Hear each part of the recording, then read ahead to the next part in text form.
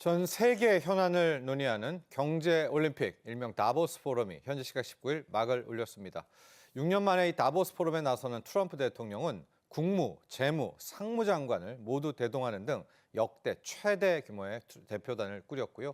이뿐만이 아닙니다. 마이크로소프트, 엔비디아, 오픈 AI, 구글 딥마인드, 팔란티어 등 빅테크의 CEO들도 총 출동했습니다. 이번 다보스 포럼의 핵심 내용들 자세하게 살펴보도록 하겠습니다. 권혁중 경제평론가 함께합니다. 안녕하십니까? 네, 안녕하십니까?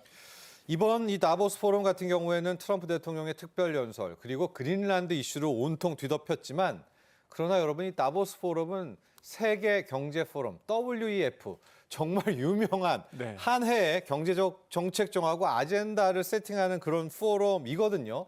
일단 우리가 트럼프 이야기, 그린란드 이야기는 하긴 할 텐데 자체에 한번 주목해 보도록 하죠. 다보스 포럼 올해의 주제는 대화의 정신이었습니다. 포럼 이야기부터 한번 정리해보고 가보죠. 네, 그렇습니다. 이제 다보스 포럼은 이제 71년부터 시작을 했습니다. 그래서 올해로 이제 56회를 이제 맞이한 세계 경제 포럼이라고 보시면 되겠고요. 항상 주제가 그동안 이제는 불평등이라든지 기후 문제라든지 아니면 기술과 갈등 이런 주제들을 계속적으로 논의해 왔었죠. 이번 이제 다보스 포럼 같은 경우에는 1월 19일부터 23일간 5일간 이제 열리게 되고요. 지금 오늘 아마 우리 시간으로 저녁 때 이제는 폐막을 하게 됩니다. 트럼프 대통령이 이제 미국 트럼프 대통령이 이제 연설하는 거에 대해서 많은 주목을 하고 있었고 여기에서 정말로 뭐 시장을 깜짝 뒤집을 여러 가지 이야기, 폭탄 발언을 했었죠. 하려고 했었죠. 네. 그다음에 이제는 장소는 뭐 당연히 이제 다보스고요. 그다음에 목적은 경제 현황에 대해서 이제는 항상 얘기하는 것이 이 다보스 포럼의 이제 목적입니다. 이번에 보면은 말씀하신 것처럼 주제는 그거였죠. 대화의 정신이라는 주제로 G7이죠. 이렇게 그 6개국 정상이 참석을 한 상태고요. 여기에 이제는 뭐 총 인원까지 하면은 주요 인사들 하면 한 3,000여 명이 넘어갑니다. 그래서 이렇게 많은 분들이 오셔서 다양한 아젠다를 놓고 이제 얘기를 했습니다. 특히 유럽 정상들 대거 참석을 했고 또 한 가지가 중국, 러시아가 이제 좀 어떻게 될까 이제 관심을 받았는데 일단 대표단, 그러니까 특사단을 이제 파견했습니다. 네. 일단 우리나라도 여항구 통상교섭본부장이 참석을 해서 뭐 반도체 이슈라든지 미국의 이제 정계계 여러 분들과 이제는 만나서 얘기를 하고 있는 상태고요. 특히 이제는 눈에 띄는 거는 우리나라의 주요 CEO들은 뭐 삼성, 뭐 LG, SK 참석을 하지 않았거든요.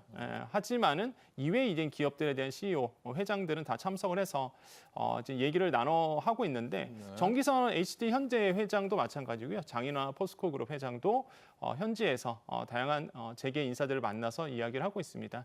그래서 이렇게 지금 다보스 포럼 개요를 이제 보실 필요가 있겠고 특히 아까 자료 화면도 나왔지만은 주제는 역시나 AI였습니다. 그래서 유럽 나라 같은 경우는 AI가 뒤처졌다 이런 경계심과 그다음에 긴장감이 있거든요. 이런 거에 대해서 계속적으로 AI에 대한 주제로 논의가 이어가고 있습니다. 네, 자 이게 이제 다보스 포럼이고 세계 경제 포럼인데요. 올해 이 다보스 포럼, 이 WEF는 좀 달랐습니다. 왜냐? 잠깐 언급을 해주셨지만 네. 트럼프 대통령이 워낙 사전에 내가 가가지고 특별 연설 때 폭탄을 터뜨리겠다. 그것 때문에 긴장하고 온통 트럼프 입으로 시선이 쏠렸죠.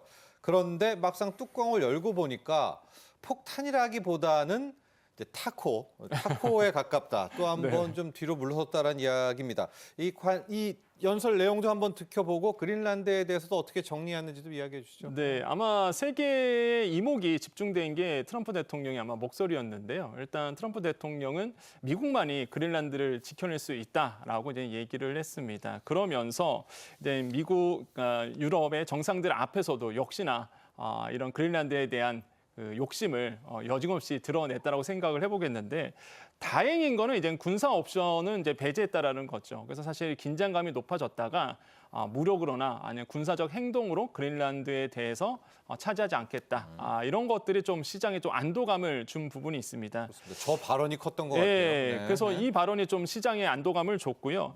그다음에 이제 트럼프 대통령은 계속적으로 얘기하는 것이 말 그대로 히토류라든지 아니면 미사일 방어 체계죠. 이런 골든돔에 대한 필요성을 계속적으로 역설하면서 그린란드에 대한 역시나 본인의 그 욕심을 그들 여김없이 계속적으로 드러낸 부분은 여전히 남아있다. 그래서 유럽 정상들은 아직도 경계심을 풀지 않고 있는 상황이고, 그래서 이번에 사실 다보스 포럼의 또 핵심적이었던 것이 바로 이렇게 미국 대통령의 목소리였다라고 생각을 해봅니다. 그래서 이제는 트럼프 대통령 계속 얘기하죠. 완전한 소유를 요구한다. 그러니까 임대 방식이 아니라 계속적으로 완전한 소유를 계속적으로 요구하고 있다라고 판단해 보겠습니다. 네, 그래서 저 발언 직후에 오히려 주식시장은 환호했고요.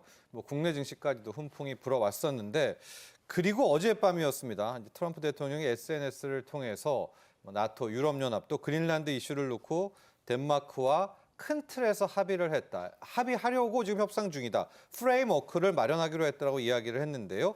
평론가님, 네. 당초에는 완전한 소유였었는데 지금 얘기 또 들어보면 영구적이고 전면적인 접근권 뭐 이걸 요구하고 유럽 뭐 덴마크도 수용하는 것 같기도 하고요. 네. 자원 개발 쪽으로 약간 방향이 트는 것 같기도 네. 합니다. 네. 그러니까 트럼프 대통령의 사실상 표면적 이유는 골든돔이었습니다. 미사일 방어책이었는데, 근데 시장에서는 광물 아니겠느냐, 히토류. 히토류라든지 우라늄이라든지 그 안에 있는 광물이 아니겠느냐라는 이제는 의심의 눈초리가 있었는데 역시나. 이번에 이제 다보스 포럼에 뭐 트럼프 대통령의 연설을 통해서 드러난 것이 이런 아마 광물에 대한 욕심을 그대로 어김없이 이제 드러냈다고 생각을 해봅니다.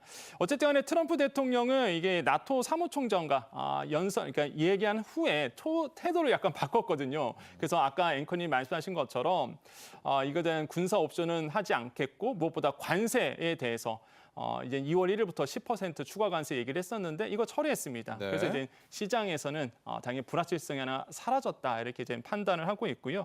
하지만은 뭐 긴장 완화가 됐다라고 보기에는 좀 어려울 것 같습니다. 아직도 사실 유럽 모든 나라들은 트럼프 대통령의 야욕 아니면 욕심에 대해서 경계심을 표현하고 있고요.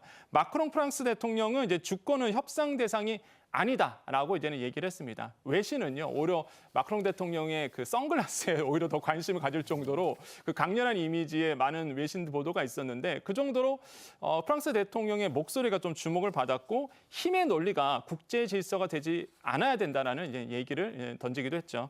또 덴마크도 그린란드 무력 배제는 긍정적이나 하지만 트럼프의 야심은 여전하다. 그래서 경계심을 표하고 있습니다. 그래서 이런 것을 봤을 때에 아직 트럼프 대통령의 직설적인 화법을 통해서 얻어낼 거는 분명히 얻어낸 것 같은데 하지만 계속적인 이제 목소리는 그린란드에 대한 부분은 얘기할 것 같고요. 지금 이제는 미래 프레임워크가 이제 나오고 있는데요. 네, 여기 협의 보시면 중이죠. 예, 네. 합의의 툴이 이제 주요 내용이 나오고 있는데 군사 카드는 사용 제외하기로 했고 그다음에 통치권을 이제는 존중한다. 그래서 이제는 미국의 군사 기지가 있습니다. 이거를 더 확대하는 부분 아니면 영구적으로 쓸 수 있는 부분 그 이외의 부분도 아마 더 요구할 것으로 보고 있고요. 그다음에 그린란드의 광물 자원, 원자재 이런 것들에 대해서 추후 관련 논의가 이어질 것으로 보고 있습니다. 그게 이제 영구적인 또 전면적인 맞습니다. 접근권인 거죠. 네. 그리고 이제는 보시면 아시겠지만 그린란드 방위협정이 이제 개정이 되는데 이게 군사 기지를 더 많이 건설해서 말씀 주신 것처럼 미국 영토로 이제는 간주하는 거죠. 그래서 이런 것들에 대해서도 더 추가 논의가 있을 거고 뭐 골든돔은 당연히 아마 미국에서 요구하고 있는 거고. 그래서 이런 것들이 이제 프레임워크 안에서 이루어지고 있다 이렇게 생각해 봅니다. 그렇습니다. 조금 더 지켜보시죠. 지금 유럽연합도 특히 덴마크는 미국이 골든돔을 통해서 방위를 해주는 걸 해주고요. 그 대신 이 그린란드에 있는 히토류나 석유 등의 자원 개발을 미국에게 주고 아마 이렇게 합의가 좀 돼 가고 있는 모양새입니다. 자, 그런데 그린란드 문제는 그린란드 문제인데 이 트럼프 대통령이 이번 다보스 포럼에서 알래스카 LNG 이 가스 프로젝트 관련해서 우리 한국과 일본을 언급을 했습니다. 자, 평론가님. 네. 좋은 파트너라고 이야기를 하면서 투자를 했다 뭐 이렇게까지도 이야기를 하고 네, 네. 우리 정부는 지금 투자한 게 없는데 이게 뭐가 진실입니까? 이미 우리가 투자와 합류하기로 한 겁니까? 그러니까 트럼프 대통령의 거래 기술인 거죠. 예. 예, 일단 세게 이야기를 하고 그거에 대해서 이제 서서히 이제 하나씩 맞춰가는 퍼즐 조각을 맞춰가고 있거든요. 그러니까 트럼프 대통령은 이 알래스카 가스전 LNG에 대한 한국과 일본의 투자에 대한 부분을 또 압박하기 위한 하나의 이제 언어였다라고 저는 생각을 해보겠는데요. 일단 뭐 일본과 한국은 미국의 주요한 파트너다 이런 네. 얘기를 하면서 이런 가스 유전에 대해서 알래스카 LNG 가스전에 대한 투자가 이루어질 거다. 뭐 이런 얘기를 계속 투자했다 그러던데. 네. 근데 이제 사실상 우리나라 정부의 입장은 이거에 대해서 이제 공식적으로 얘기한 적이 없거든요. 네. 이제 투자했다는 부분도 공식적으로 밝혀지지 않았고, 우린 여전히 이제는 경계심을 가지고 있다고 생각을 해봅니다. 그래서 제가 봤을 때는 이런 거죠. 일단은 일본과 한국과 일본의 이런 투자 압박을 위해서 저는 목소리를 좀 내지 않았을까라고 보고 있고요. 계속적으로 미국의 유리한 투자를 유도하기 위해서 얘기하고 있습니다. 하지만 지금의 이제는 상황을 본다 그러면 우리나라 입장에서는 아직 투자하지 않았다는 것이 공식적인 입장이고, 이거는 조금 더 지켜봐야 할 문제라고 생각을 해보겠고요. LNG 가스정 같은 경우에는 길이가요, 무려 1,300km가 됩니다. 그러니까 굉장히 긴 거에 파이프라인을 연결해서 지금 지도도 나오고 있죠. 대작업이죠. 엄청난 작업이고 생산 규모가 1,800만 톤 정도 되고, 규모로 보면 이게 사업비가 최소 450억 달러거든요. 그러니까 막대한 자금이 들어가는데 여기에 한국과 일본의 자금을 써서 이거를 건설을 한다라고 밝혔으니, 우리 입장에서는 지금 트럼프 대통령의 이 목소리에 대한 진위 여부, 이거를 분석하고 있는 중이다, 이렇게 판단해 보겠습니다. 맞습니다. 저 가스전은 다 북부에 있으니까 저걸 캐서 관을 통해서 네, 남쪽 항구로 앵커리지로 빼오는 저 작업입니다. 자, 그런데 이렇게까지 언급을 했으니까 우리도 이제 연간 200억 달러씩 대미 투자를 하는 그 한미 간의 관세 협상이 있잖아요. 평론가님, 혹시 LNG 가스 프로젝트가 첫 번째 미국이 원하는 대미 투자가 될까요? 우리는 좀 어떻게 대응하고 있어야 될까요? 아마 지금 계속적으로 사실 트럼프 대통령이 재집권한 이후에 노골적으로 지금 이거를 치적 사업으로 계속 만들어가고 있거든요. 그러다 보니 아마 시장에서는 이거 피하지 못할 거다, 이런 얘기가 이제 나오고 있습니다. 일단 알래스카 LNG 같은 경우에도 보시면 아시겠지만 아까도 최소한 450억 달러 이 정도 이제는 투자 자금이 들어갈 수밖에 없는 부분이거든요. 그래서 이 부분에 대해서도 굉장히 논의가 되고 있는데 너무 어렵죠. 사실 미국 기업들도 철수한 사업이기도 합니다. 대표적으로 이제 엑슨모빌도 이 부분에 대해서 이제 철수했다라고 다 알려져 있는 바고, 너무 환경이 안 좋죠. 뭐 영하 40도 온도에서 또 파이프라인을 연결해야 되죠. 거기에 대해서 이제 영구 동토층이죠. 땅 얼어 있죠. 뭐 정말로 열악한 환경에서 작업을 해야 되는 부분이 있거든요. 이거를 이제는 한국과 일본 돈으로 해내겠다는 것이 이제 트럼프 대통령의 목소리인 것 같고요. 미국은 계속적으로 압박을 하고 있고, 우리나라는 공식적인 입장은 상업적 합리성이 확보돼야 된다라고 이제는 얘기하고 있습니다. 이미 MOU 체결했을 때 이 부분에 대해서 논의가 된 부분이 있기 때문에 우리와 함께 논의를 할 것이고, 그 부분에 대해서 상호적인 이 상업적 합리성이 있어야지만 우리는 투자할 수 있는 부분, 이런 틀을 마련했기 때문에 이거 가지고 우리는 계속적으로 아마 어필을 할 것이라고 보고 있고, 과연 미국과 이 문제에 대해서 어떻게 논의가 될지는 추후 계속적으로 논의를 해봐야 되는 문제다라고 생각을 해보겠고요. 다시 한번 말씀드리지만 우리나라 정부는요, 역시나 최우선국, 한마디로 우리나라 입장에서의 우리나라 국익을 위해서 지금 논의를 하고 있다, 이렇게 말씀드릴 수 있습니다. 자, 이번 연설에서는 이렇게 국외, 그러니까 미국의 입장에서는 해외에 대한 정책도 있었지만 자국, 미국 내 정책에 대한 언급도 있었는데요. 가령 신용카드 이자율을 10%로 상한, 그것도 딱 1년입니다. 중간선거 때까지. 또 기관 투자자들이 주택을 추가적으로 못 사게 하겠다, 이런 내용도 좀 있습니다. 이게 하나하나가 상당히 좀 이 포퓰리즘 같은 내용들이 좀 있었거든요. 이 내용도 한번 정리를 해주시죠. 아마 지금 시장에서는 그렇게 평가하죠. 중간 선거를 앞두고 트럼프 대통령의 이제는 목소리다, 이렇게 보고 있습니다. 일단 관세 같은 경우에는 계속적으로 얘기하고 있죠. 본인이 했던 관세로 인해서 미국은 부유해지고 있다, 이렇게 이제 표현하고 있는데요. 관세 이후에 무역 적자가 77% 감소됐다라고 이야기를 하고 있습니다. 근데 실제 이제는 10월 무역 적자 보니까요, 전월 대비 39% 줄어든 건 맞거든요. 그러니까 이런 것을 봤을 때에 뭐 시장에서 표심이 어떻게 갈지는 모르겠으나 이렇게 이제는 트럼프 대통령은 주장을 하고 있고요. 또한 대규모 감세 패키지 얘기하고 있고, 아까 말씀하신 것처럼 집에 대한, 그러니까 중산층을 겨냥한 발언이죠. 그래서 이런 기관 투자자들이 계속적으로 단독주택, 집을 이제 매수하다 보니까 집값이 뛴다, 이러면서 이 부분에 대해서 매입을 제한하는 입법을 추진하겠다라고 밝힌 상태입니다. 또 한 가지가 아까 말씀하셨던 신용카드 이자율, 그러니까 뭐 할부라든지 아니면은 뭐 우리나라 보면 카드론 같은 거겠죠. 이런 것들에 대해서 또 2월 약정도 마찬가지고요. 이거 상한 1년 동안 10%로 묶자, 이거 뭐 금융권에서 크나큰 반발을 일으키고 있는 부분이겠고, 또한 에너지 정책 전환 강조도 계속 하고 있습니다. 풍력, 이거는 중국 도와주는 거다. 이러면서 원자력에 대한 강한 드라이브를 걸고 있죠. 또한 약값도 본인의 이제 공약 사항처럼 90% 저렴하게 제공할 거다. 이렇게 얘기를 하고 있는 상태고 방산업체 자사주 매입 제한도 눈에 띄는 부분입니다. 그래서 아마 선거를 앞두고 이젠 내국 그러니까 미국 안에서의 아젠다들을 계속적으로 트럼프 대통령은 이야기하고 있고 이거와 관련된 우리나라의 이제는 기업들도 발걸음이 좀 빨라지고 있다 이렇게 판단해 봅니다. 실은 이제 당초에는 이 스위스의 다보스 포럼 일정 내에 혹시 트럼프 대통령이 새로운 연준 의장을 임명할 수도 있다. 또 이렇게도 이야기가 나와서 정말 더 뜨거웠었는데 일단 포럼 끝나고 난 뒤 의장 임명하겠다 이렇게 베센트 재무장관이 이야기를 했습니다. 말 나온 김에 어쨌든 이번 포럼 기간엔 임명을 안 했지만 새로운 연준 의장에 대한 이야기도 한번 정리를 해보죠. 현재 어떻게 돼가고 있습니까? 네, 지금 사실 우리 시장에서는요, 미국 금리 때문에 사실 과연 누가 연준 의장이 될까 이런 이제 관심들을 많이 보일 수밖에 없는데 지금 흐름은 계속 나오는 게 3명. 2명, 1명으로 지금 좁혀졌다. 이렇게 이제는 목소리가 나오고 있습니다. 그래서 지금 시장에서는요, 아마 케빈 워시 전 연준 이사가 아마 가능성이 높지 않을까라고 지금 많은 분들이 예상을 하고 있고 지금 온라인 예측에서는 이 가능성을 50% 넘게 보고 있거든요. 그래서 지금 트럼프 대통령이 면접을 봤다라고 얘기했고 거기에서 나오는 것이 바로 충성심을 높게 보고 있다라고 얘기를 했어요. 왜냐하면은 본인 입에서 이렇게 얘기했거든요. 뽑아놨더니 임기가 6년이다 보니까 나중 가서 시간 가갖고 딴 얘기한다 이거죠. 그래서 충성심에 대한 것을 이제는 보고 있다 이렇게 평가를 했습니다.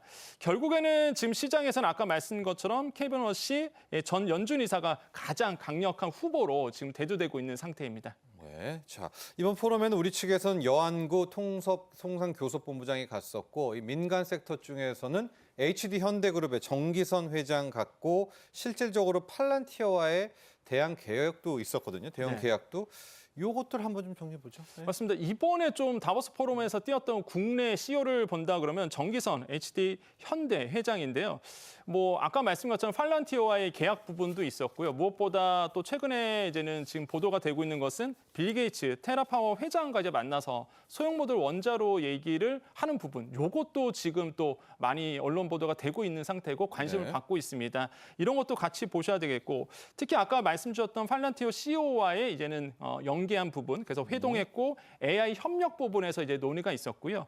특히 이제는 전문가 조직이죠, 센터 오브 엑셀런스 이거를 이제 조직을 구성을 해서 앞으로의 이제는 HD 현대와 이제 팔란티어와의 이게 소프트웨어죠. 그다음에 이런 것들이 이제 콜라보레이션을 더더욱 하겠다라고 밝힌 상태입니다. 그래서 HD 현대가 갖고 있는 이런 강점이죠. 조선소, 스마트 조선소 구현을 같이 하겠다는 부분. 그다음에 통합, 데이터 분석 마찬가지고 AI 솔루션 적용 확대를 계속적으로 이제 이야기를 하고 있고요. 이미 진행하고 있는 부분도 있습니다. 그래서 이런 것들도 가장 눈에 띈다.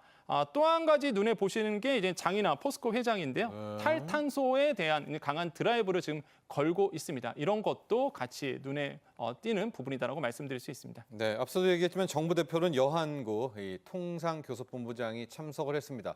이게 이제 포럼이기 때문에 세션이 많은데 세션에 또 연사로도 나갔었습니다. 글로벌 투자 유치에도 많은 노력을 했다라고 하는데 여한구 통상교섭본부장 활동 좀 보죠. 네, 그렇습니다. 통상교섭본부장이 이제 현지에 가서 이제 다양한 재계 인사들을 만났는데 또 한 가지 그 머크라든지 그 아마존 웹 서비스라든지 아니면 머스크 이런 글로벌 기업 회장들과 만나서 다양한 얘기를 나눴습니다. 또한 재계뿐만 아니라 정계 인사들도 지금 많이 만나면서 우리나라의 반도체 관세에 대한 부분을 풀기 위해서 현지에서 이제 노력을 하고 있고요.